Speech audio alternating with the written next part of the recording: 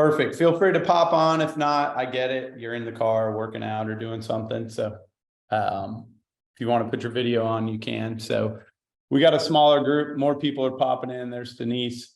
But we'll go ahead and get started. So this session, what I really like to do is go through some of the things, and I don't like the word regret, obviously, but building a team, from scratch, and then also building a team at Compass, I kind of like to go back and share some of the things that either I wish I would have known or wish I would have focused on more.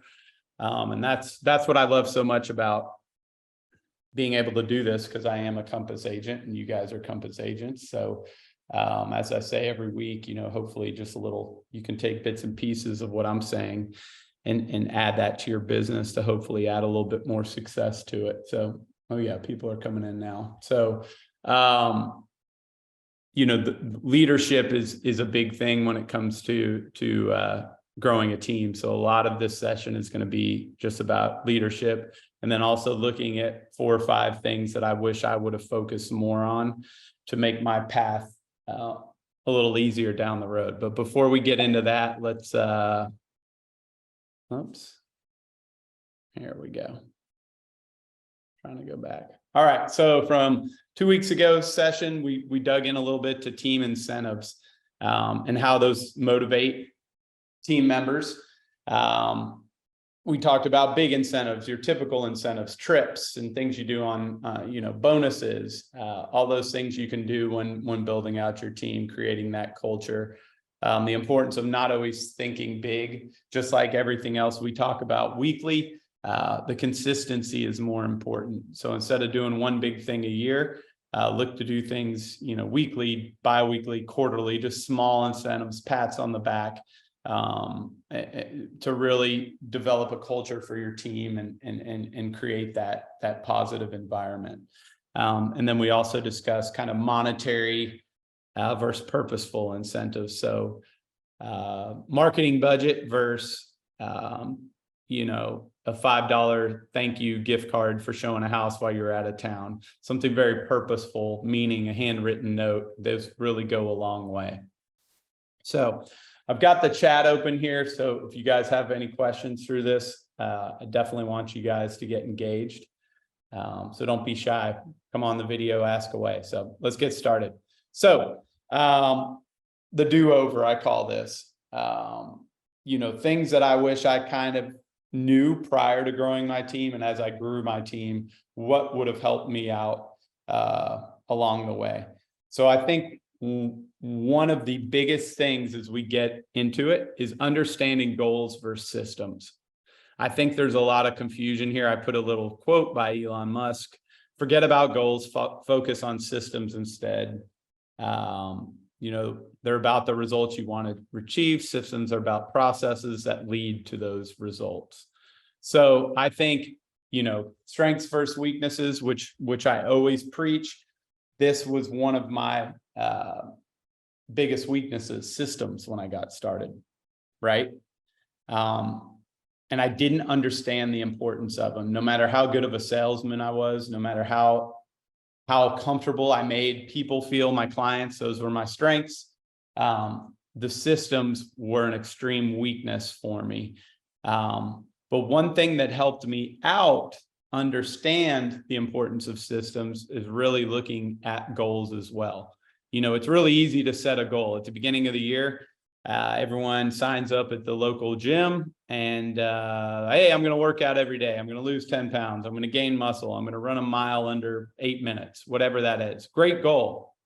But what happens? The stereotypical gym user, by the end of January, they were going every day. Now they're going 3 days a week. And then by the time we get into February, they're not going to the gym anymore. Or how about the person with the bike in their master bedroom? It turns into a clothes hanger by the time you get to March, instead of riding that Peloton every day. So, I think we get caught up in goals. Like, I want to sell $20 million.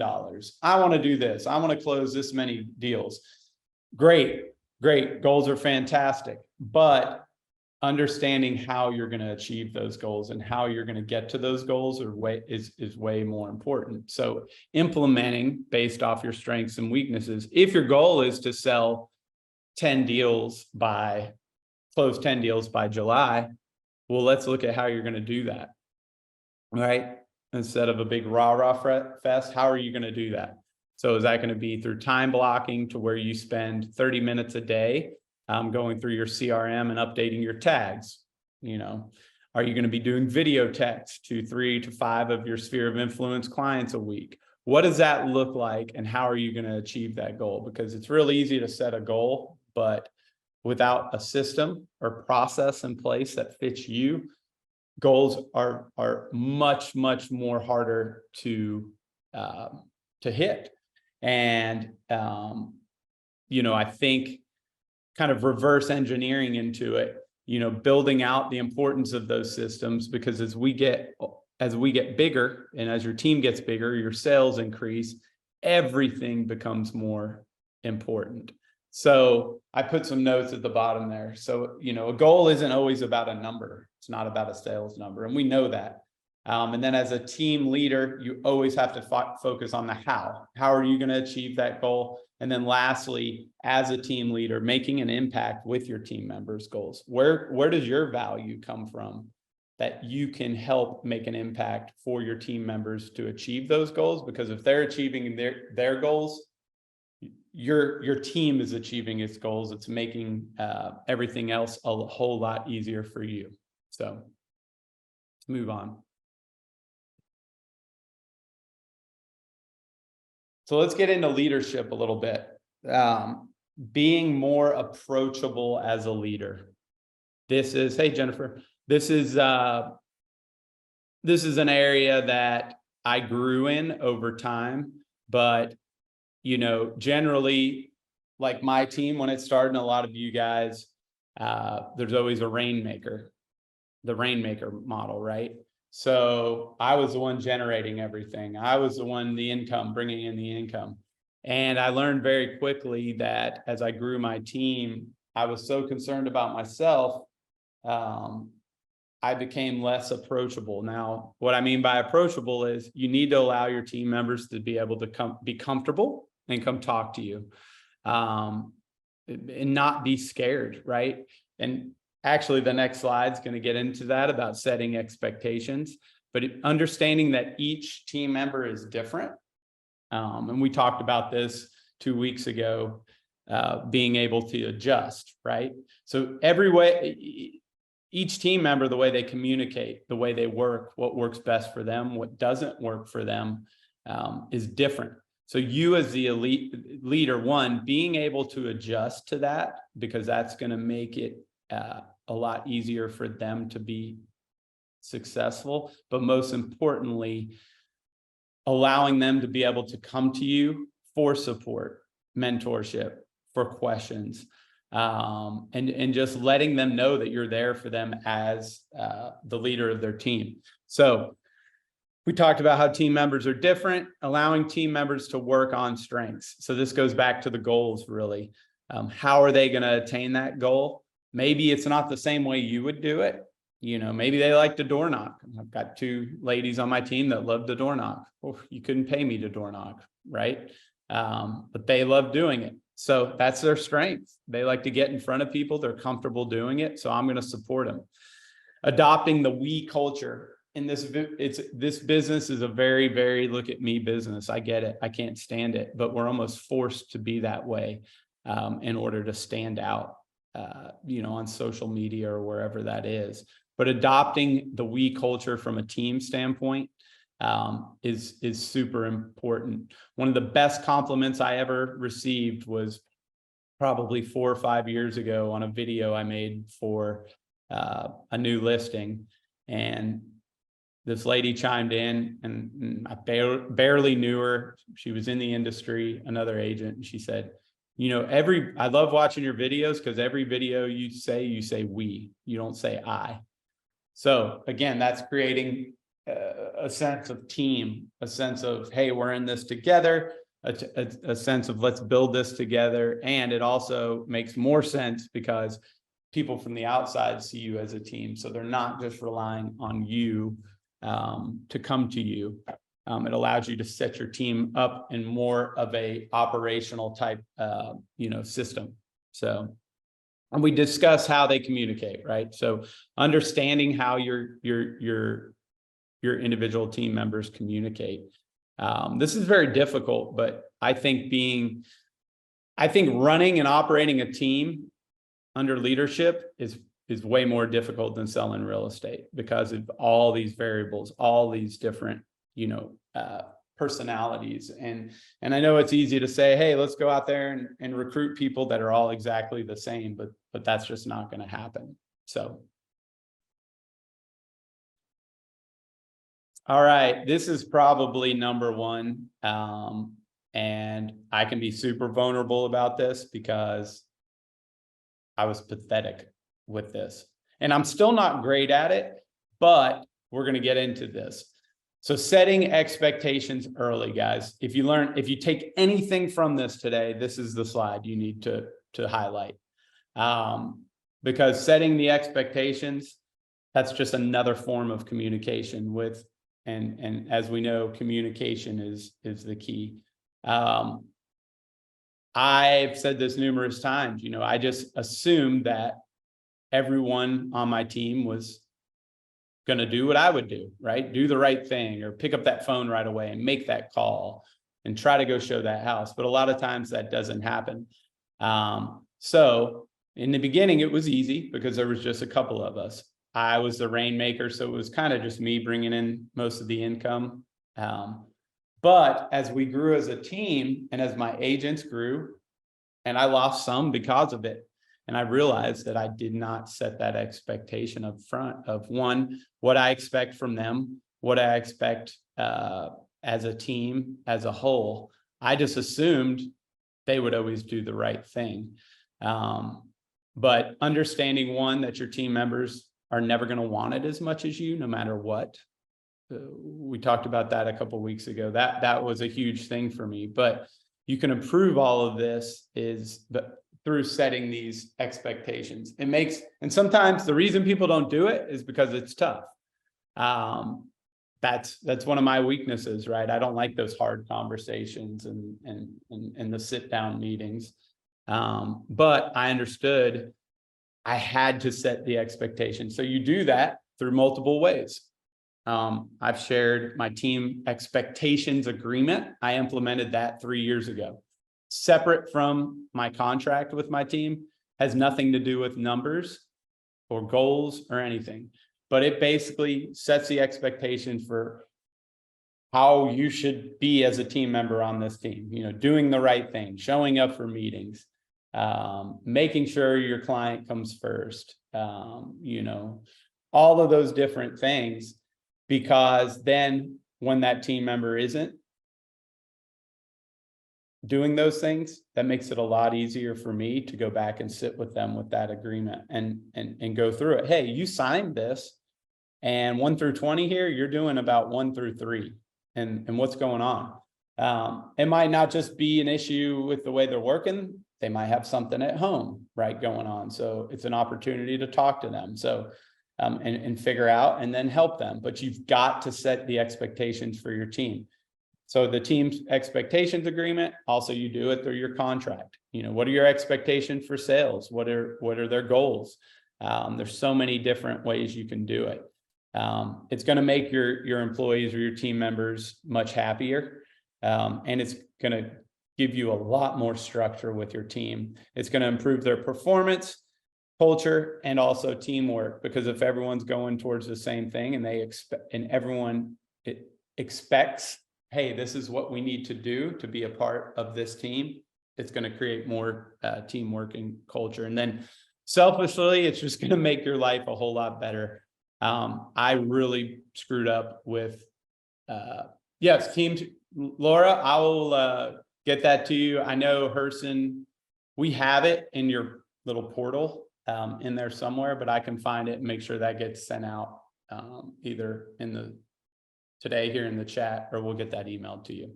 It's great. It's simple. I actually took it from another agent, Compass agent, years ago, cleaned it up to fit my team. And each agent signs it every year. And it's just like, hey, if you're on this team, this is what I expect. So it's great. It's a great document for me to lean on. So let's keep going. All right. So let's talk about soft skills. This is an area that I think we neglect as business owners, as real estate agents, in life in general. Hard skills, our systems, processes, being able to write out this. We're going to do A, B, C, D, E, F. Being a great writer, being a great speaker, all of that. Hard skills, great. That's what we focus on. Way too much though. But about 2 years ago, I don't know, some people either love or hate Gary Vaynerchuk.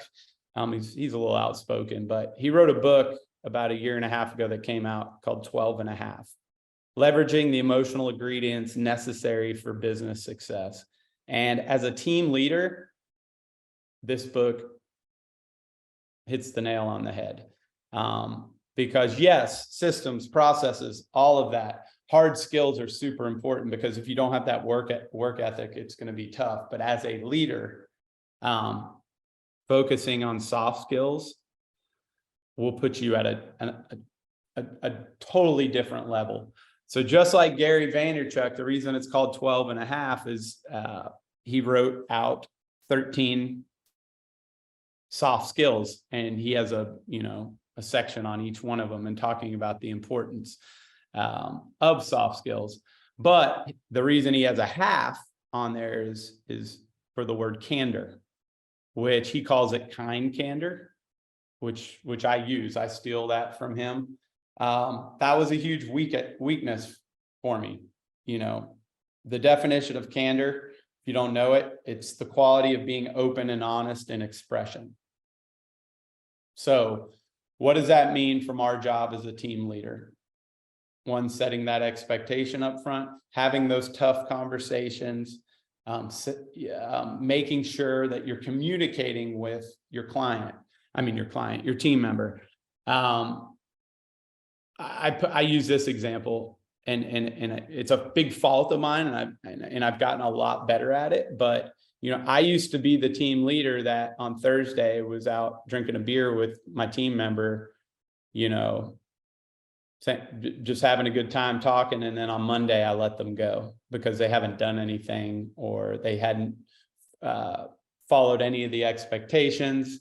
And then they're like, well, what the heck, right? Because I never was candorous enough to go out there and speak honestly with them, like, hey, what's going on? You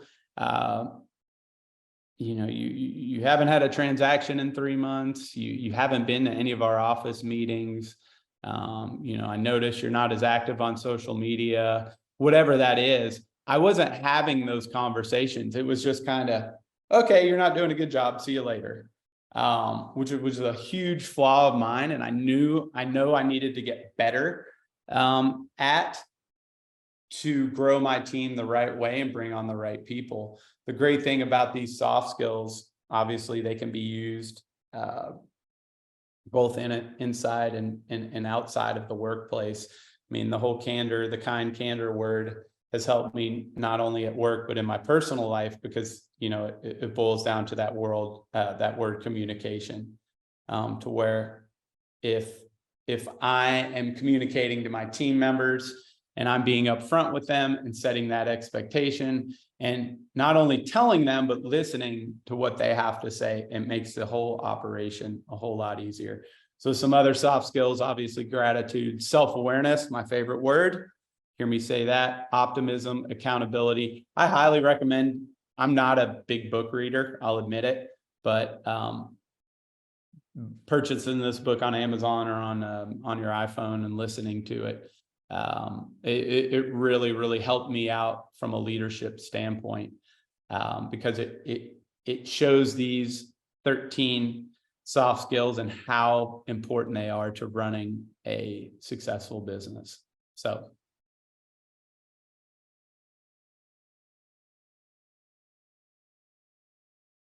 All right. So let's get into a little bit of what highly successful leaders never do. This is a great little list that I keep in my office up on the wall. As team leaders, one of the biggest things we often do is forget about ourselves. You are the most important person in all of this, no matter what.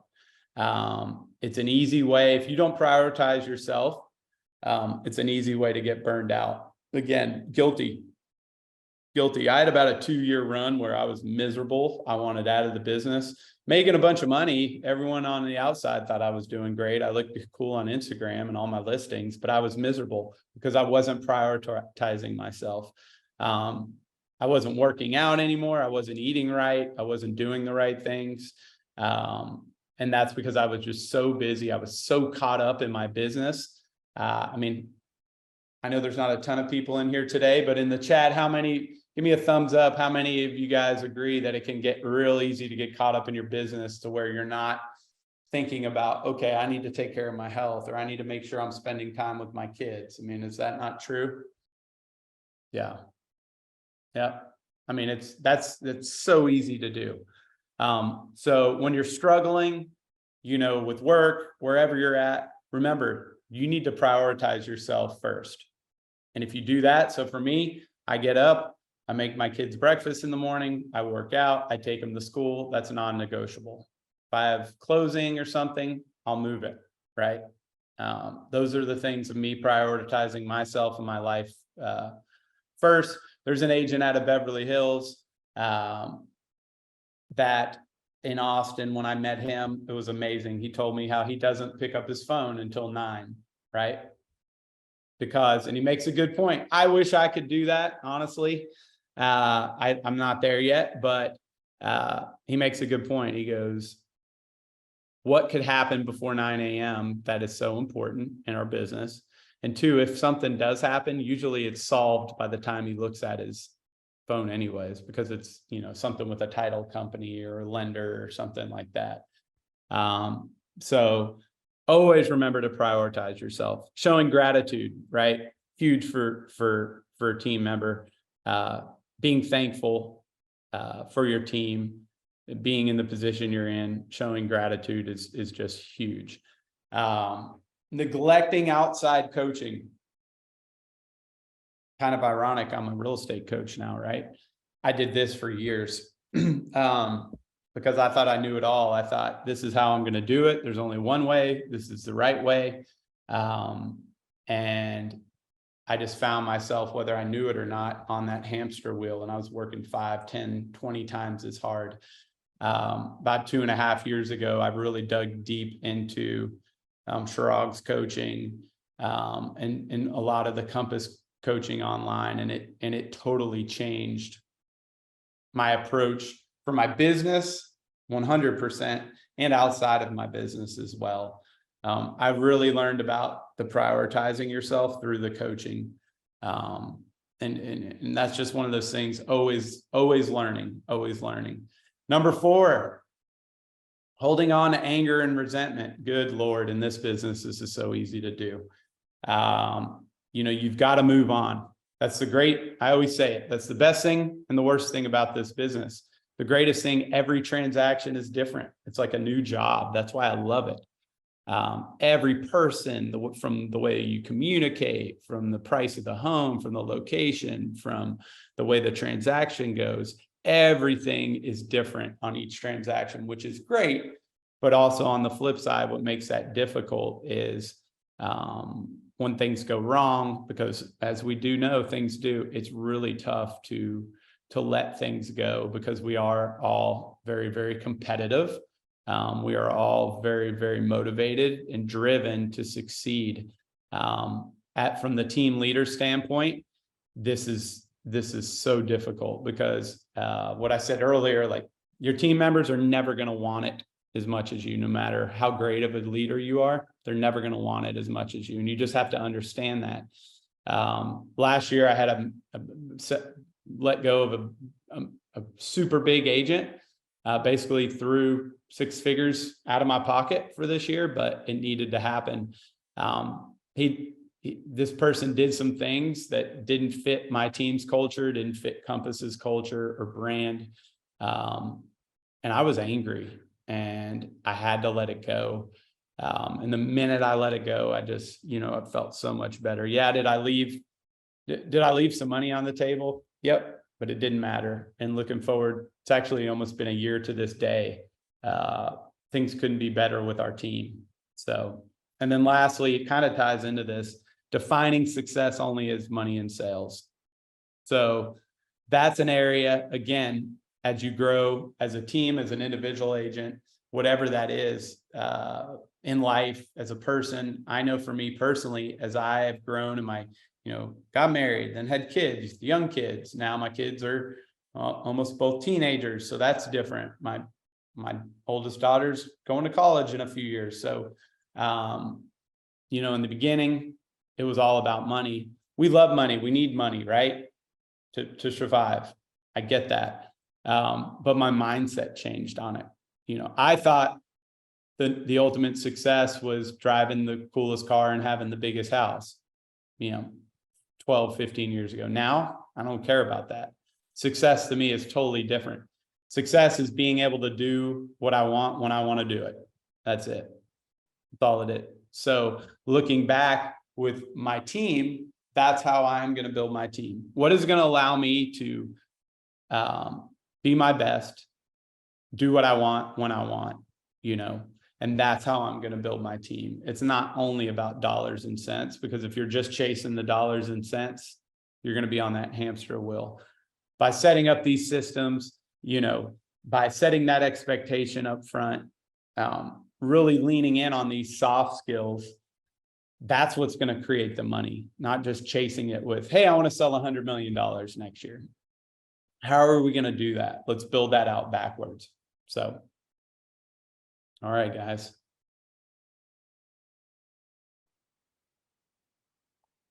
So I think that's it. What questions do we have? I know we kind of went all over the place a little bit, but I'd like to see if you guys have any questions. If you want to chime in, you can either just pop on the video. We got another minute, or you can ask in the chat. So just let me know.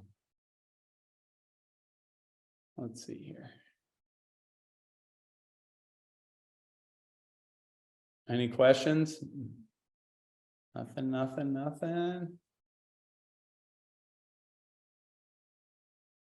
All right.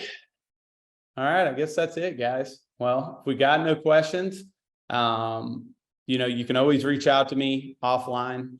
There's my info, social media. There's you can email me, my Compass agent. You can text me anytime. Happy to answer anything. Laura, I'll work on getting that team expectations agreement to you. And if you guys need anything, again, just reach out. I appreciate you being here. Have a great week. Bye.